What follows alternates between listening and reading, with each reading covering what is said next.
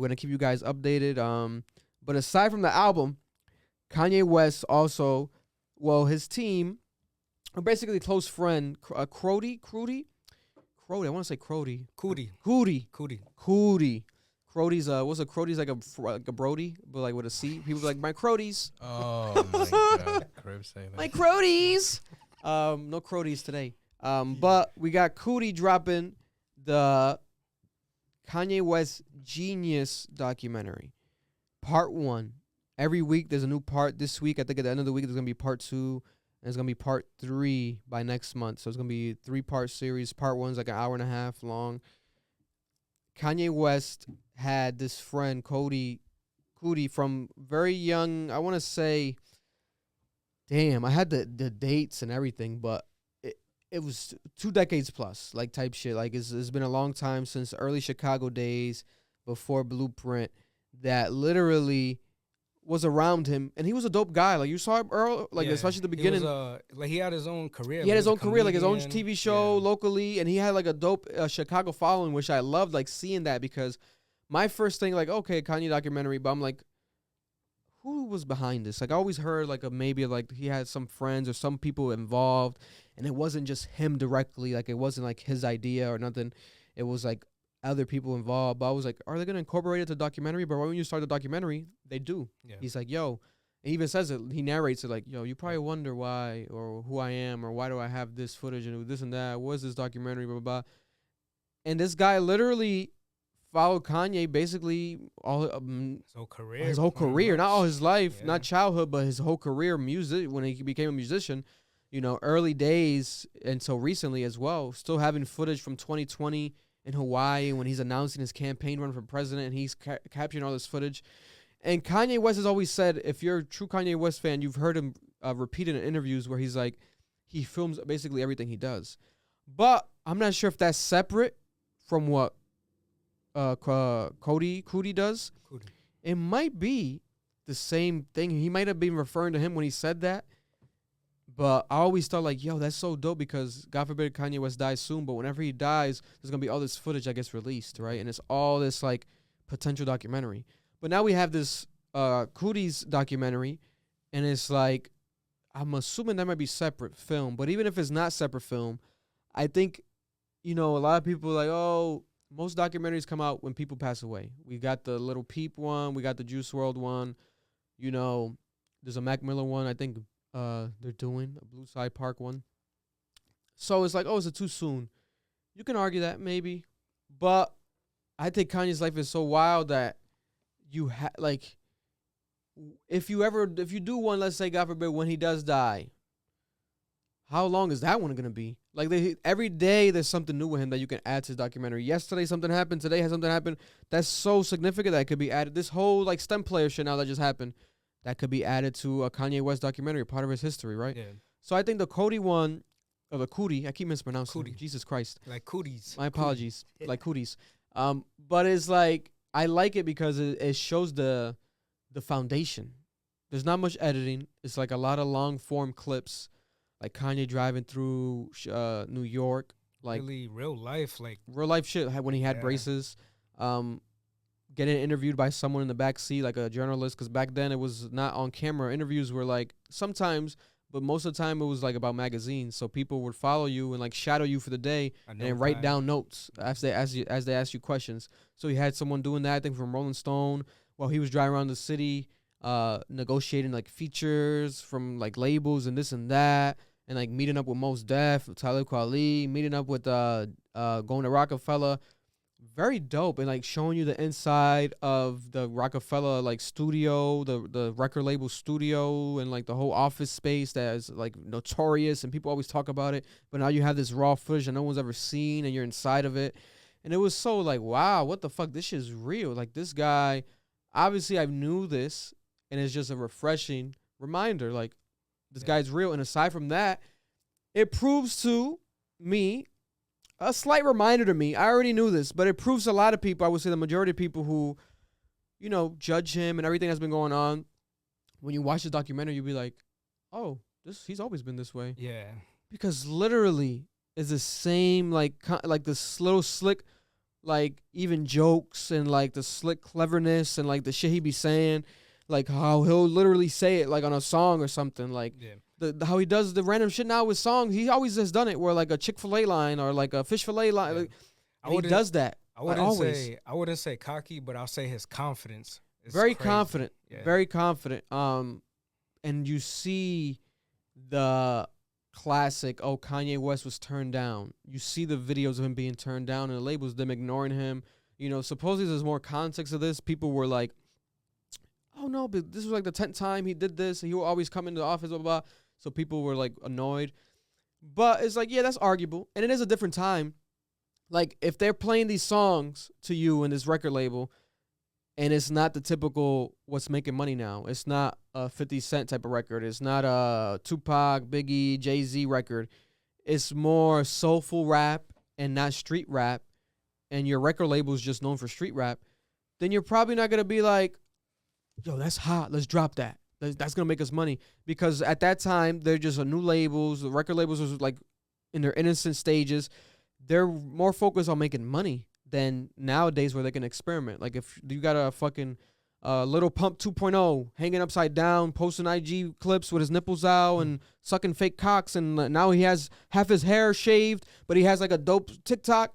They might sign him because they're like, oh, this might be something. This is gonna be something. It's a different day. It's a different time, right?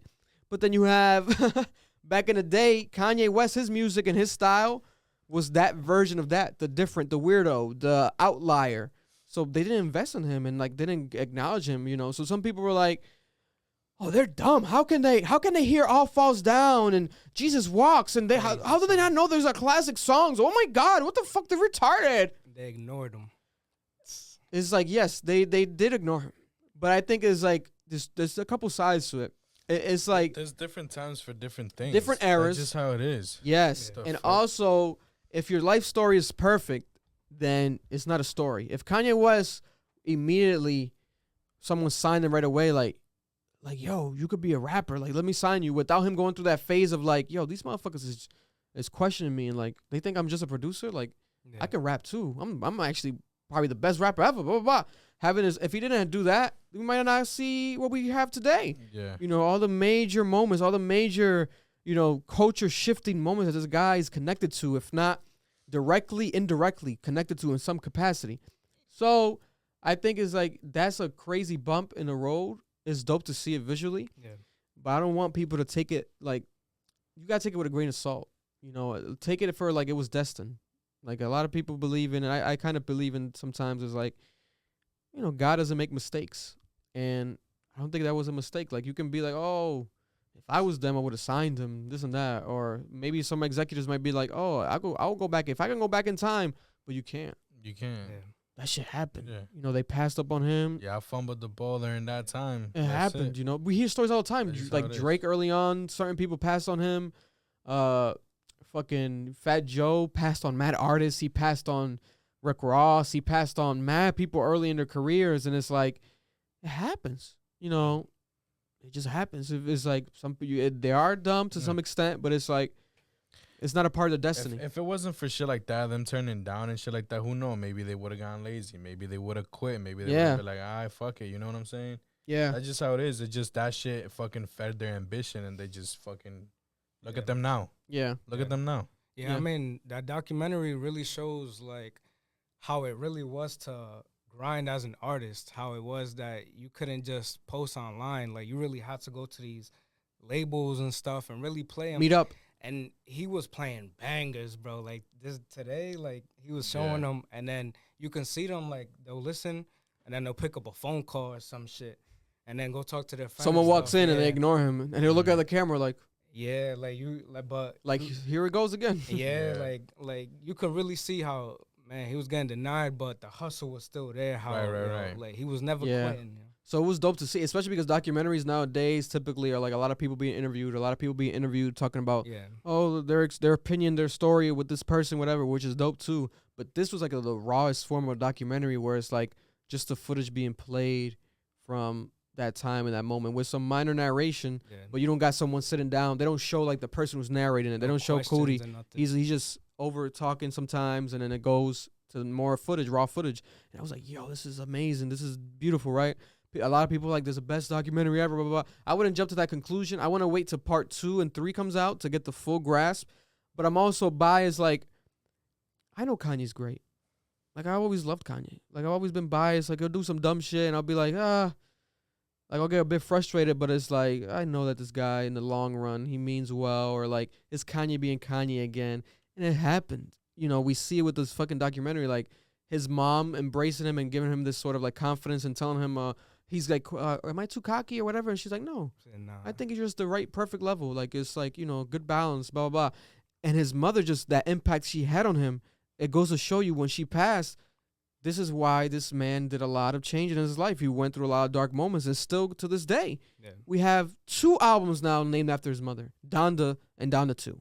So it goes to show you, in the house, now I think he's going to burn it. They're saying he's going to burn the house in the next, like, concert he does thing. I think tomorrow he's going to do, like, the house burning and shit. So it's like, all this imagery is showing you that he has this so much, like, he has so much attachment to his early days and his, you know, his coming up. And he even shouted out someone that I guess wasn't involved or shown on the documentary, but he posted it on Instagram. He was like, yo, it was like some white guy. He was like, yo, and by the way, I want to give this guy this credit, blah, blah, blah, blah. He helped me in my career, blah, blah, blah. Very humble post. I was like, oh my God, it's so beautiful. And he was like, if I can count friends on 5 fingers, if I include him, I only have 4 fingers left. Like, this is one of my, this is like, he's like, he needs his flowers. And I was like, damn, this is dope. Yeah. And I like how he didn't fuck with the documentary, because as of now, he might fuck with part 2 or 3, but he didn't fuck with it. Like, he posted like, Drake should narrate it, this and that.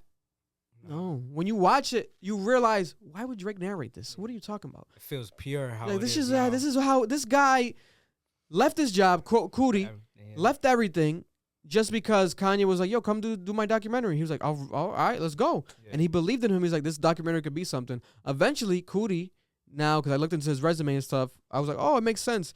He did like work for MTV and other shit, because I was like, damn, did he just like live his whole life doing a documentary for Kanye? Bye-bye. Did he live off that? Was Kanye paying him? But he also did other documentaries, and he was involved in other ones. There was one, I don't know if you watched it, the Stephon Marbury documentary. It was on Netflix. I think A Kid from Staten Island, something like that. A Kid from Coney Island, I think.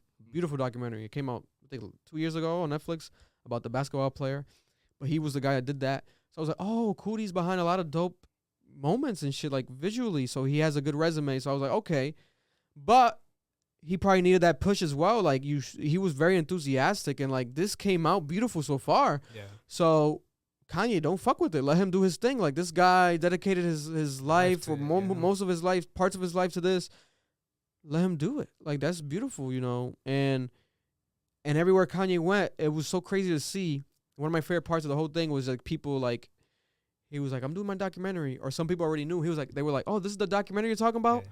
And I'm like, yo, what the fuck? This is in the 90s, early 2000s. Like, hopefully these people are alive. And even if they are, like, if they're watching this documentary, I wonder if they're thinking like, yo, did they think it's going to come out in 2022? Like, who knows, you know? Like, at the time, years later. Bro, and they felt like he was egotistical. Like, you got a couple hits production-wise, but you already started your documentary? They were like, what the hell? Like, especially at that time, because the concept of a documentary wasn't like nowadays. Bro, we have documentaries every day on Netflix popping up, and Hulu, new ones every day, new documentary. Back then, it was like, it had to be a moment, like a build-up, a whole, you know. So that's beautiful. Go check it out. Genius, part 1 out right now. If you guys haven't watched it, I recommend it 100%. And especially, I would say, especially if you hate Kanye. Like, people who hate him, go watch it. If you want to see really like pure Kanye without the antics. Oh, man. Really see before Kanye, the fame. Oh my God. He was famous, but not. I want to watch beautiful story, bro. While you're watching, you'll be like, well, this is dope. I teared up a little bit when it came to like his mom and stuff, bro. Yeah, 100%. Like the impact I teared up before that, bro. I was tearing up the whole time. Like, don't get me started. I don't even want to talk about that. I didn't really get into like the story of Kanye, but like seeing that is like, wow, man. Like, before all the crazy shit now, man, it was wild. It's crazy, especially now, like, him being up billions, like, who would have thought? That's just crazy. They gonna let me for my ambition.